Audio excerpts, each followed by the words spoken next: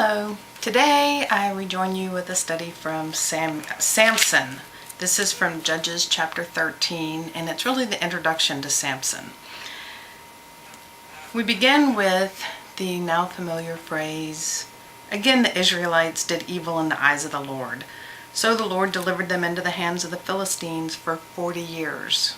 A certain man of Zorah named Manoah, from the clan of the Danites, descended from Dan, had a wife who was sterile and remained childless.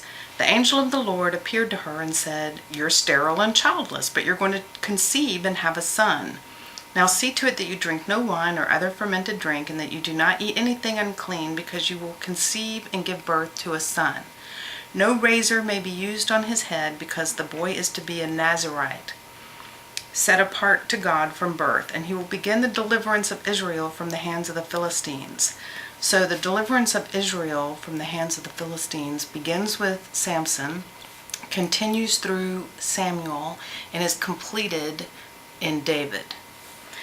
Of importance, Samson and his life story is going to typify the Israelite story. He has divine provision consecrated by God from birth and endowed with unique power among his fellow men. Similar to Israel, he's foolish in his tendency to chase foreign women, and we'll find out more about that later, even to the point of his demise. Certainly his downfall. Most of us are familiar with the story of Samson and Delilah, which we'll build up to. Also of note for similarity is this idea of a sterile woman conceiving after being visited by an angel of the Lord. So some other women of note: Sarah, the mother of Isaac; Rebecca, the mother of Jacob; Hannah, the mother of Samuel; and Elizabeth, the mother of John the Baptist. All were sterile and then visited by an angel of the Lord and then conceived. So the woman went to her husband, told her husband all about it, and said, "This guy looked like an angel. It was just incredible, and he gave me a bunch of instructions about, I'm going to conceive, have a son, shouldn't drink or get drunk, because the boy will be a Nazirite of God," which means being separated by God and made holy. So Manoah prayed to the Lord, saying, "Oh Lord, I beg you, let this man who visited my wife come visit me. I want to see him as well."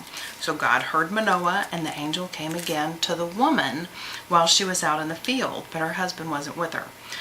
So the woman hurries to tell her husband, "He's here. The man who appeared to me the other day is back." Manoah gets up and follows his wife and goes to the man and says, "Are you the one who talked to my wife?" And the man says, "Yes, I am." So Manoah asked him, "When your words are fulfilled, what is to be the rule for the boy's life and work?" When your words are fulfilled, not if. So that's a testament of his faith at that time. So the angel of the Lord answers and reiterates his instructions about the wife must do everything he's told her, not drink any alcohol, or eat anything that's unclean, and do everything he's commanded her. So it's interesting that he reiterates the prenatal care but doesn't really answer the question about the boy's life and work. Another thing I should highlight about the mentioning that he's a Nazirite of God is if you go back to where this is outlined in the book of Numbers, chapter 6, verses 1 through 21, one of the important notes there is not to cut the Nazirite's hair. So that'll bear significance later. So Manoah says to the angel, "Wait here, I'm going to prepare a young goat," which is a delicacy of the time. And the angel says, "I'm not going to eat anything, but if you want to create a burnt offering for God, certainly you can do that." So Manoah asks, "What's your name?" It's important to know the name of the messenger. And the angel says, "Why do you ask my name? It's beyond your understanding," which in other translations says, "It's wonderful." So Manoah takes a young goat and a grain offering and sacrifices it on a rock to the Lord, and then a very mysterious thing happens. The angel disappears up with the smoke of the burnt offering. So Manoah realizes it was an angel of the Lord. He says, "Oh my gosh, we're all doomed to die," because historically there'd been very few exceptions that if anyone saw or had this divine vision, they were done for. But his wife answered, "If the Lord meant to kill us, he would not have accepted a burnt offering or shown us all of these things or given us these instructions." The woman gave birth to a boy and named him Samson. He grew up, and the Lord blessed him, and the Spirit of the Lord began to stir him while he was in Mahanadan, between Zorah and Eshtaol. Another point of interest is the phrase, and the Spirit of the Lord began to stir him. That was also highlighted with Jephthah, who we studied last.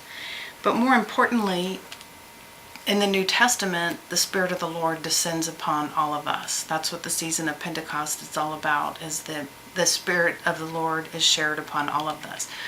And also interesting, I guess, is that today's reading in church was talking about when the people of Israel were complaining to Moses about having to eat nothing but manna, and they wanted to eat meat, and Moses called together 70 of the Israelites, according to God's instructions, brought them into the tent, and they all began to prophesy. The Spirit of the Lord was shared upon all of them as a way to alleviate the burden from Moses.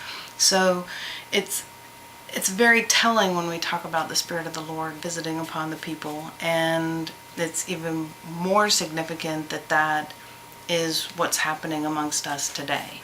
And all of us have that gift of the Spirit, and it's up to us to accept that gift and make the most of it.